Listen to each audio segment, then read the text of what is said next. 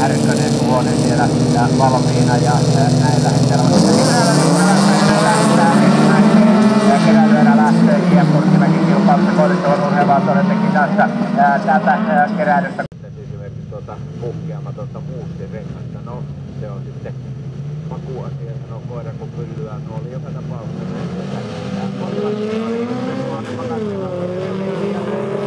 Hiltunen ja Hassinen, heillä on nyt kaksi ykkös-kakkospaikat siellä ja Hiltunenhan vetää pitemmän korren, kiihdyttää tuonne pääsuoran jälkeiseen kaarteeseen ja painaa menemään ykkösenä. Siellähän nyt Unikko Kuosinen Volkkari tuntuu liikkuvan kuin hurmoksessa tuon Hiltusen vellun kourassa ja sitten numero 3 Hassinen on siinä Hassisen Jari kakkospaikalla ja häntä härnää siellä Erosen Olavi Joensuun urheiluautolla tuolla Mitsubishi Coltilla kovasti. Onko tässä nyt sitten se 3 kärki vai nouseeko Lohilahden Bote sieltä vielä tuolla tullen nopealla Renault Cliolla tuon Colt-miehen eli Olavi Erosen rinnalle?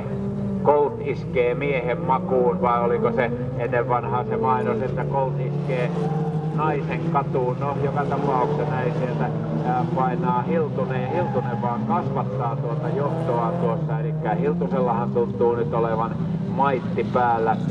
Nousee sitten tuonne A-finaaliin, ja keräilyssähän tietysti ajetaan 2 kierrosta, vasta tuolla finaalissa mennään 3 kierrokseen.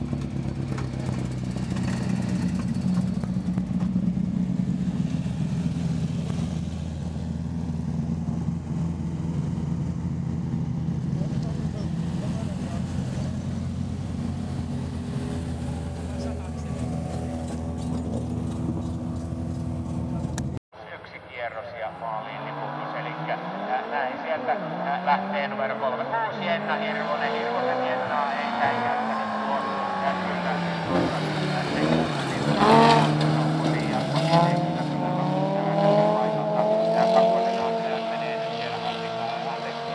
numero 12 Harrikaisen Jonna Koillisuvon urheiluautoa Trimin Power Femulla ja sitten Kirsi ja Kröger Vuosmanen on siinä kolmantena tuolla naisella tuolla Volvolla.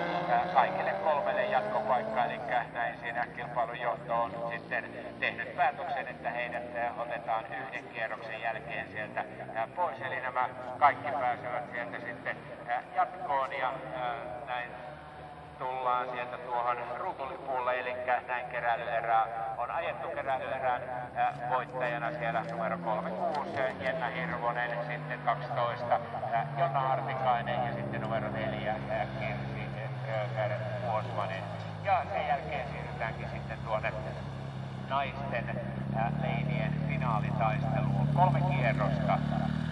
7 kuljettajaa tässä mukana. Kuka tulee viemään siellä pitemmän korren 3 kierroksen jälkeen? Kisa alkoi tässä varsin dramaattisesti tuossa heti jo toisessa lähdössä, mutta onko tuo sellaista tahatonta vai tahallista piirtämistä? Joka tapauksessa numero 4 kakkonen Siposen Heikki tästä ykkösenä, sitten Laakkosen Pasi kakkosena, numero 3 4 Peurajärven Janne lähtee toiselle kierrokselle.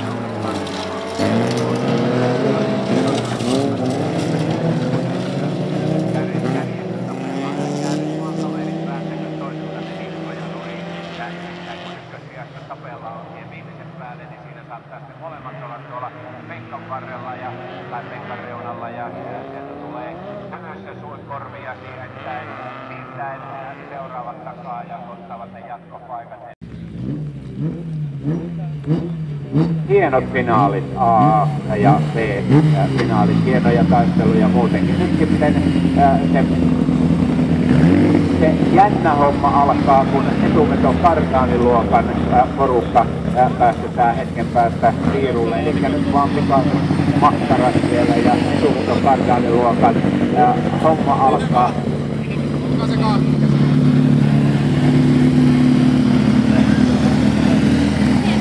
Nähdä. Lähdönjärjestelijät pistävät edestä pois. Turvalippu alhaalla, aputurvalippu alhaalla. Lähettäjä vasenkäsi ylhäällä. Lippu rävähtää ja sitten lähdetään ja sieltä lähtee numero 3. Erittäin hienosti Lukkosen Tomma, mutta vielä paremmin lähtee Kärkisen Antti siitä sarvipeilit tuolla etulokasuojissa kuoleman paikalla tuolla. Ja nyt sinne 2 kappaletta Tikkainen jää ja siihen jää myöskin sitten, oliko se Puttosen Teppo, joka jää siihen samaan bussiin ja Kärkinen laskee ykkösenä, mutta Väätäisen Eemeli siellä härnää kyllä kovasti. Pääseekö tuo Väätäinen sitten tuon Kärkisen niskavilloihin yleisen osalta, kun sieltä lähdetään sitten viimeiselle kierrokselle ja siellä on Väätäisen Eemeli ykkösenä, mutta Kärkinen lähtee nyt hakemaan hirveätä vauhtia ja lähteekö rinnalle, lähtee rinnalle ja meneekö nyt jo turvalippu avaa, aputurvalippu laskee, että siellä kilpailijat sieltä näette ja vasenkäsi nousee. Lippu heilahtaa ja sitten lähdetään. Paikalta siellä mennään Vainion päällä hyppiä jo keula pystyy, eli aputurvalippu laskee siinä samaan tien. Lähettäjän käsi nousee samaan tahtiin.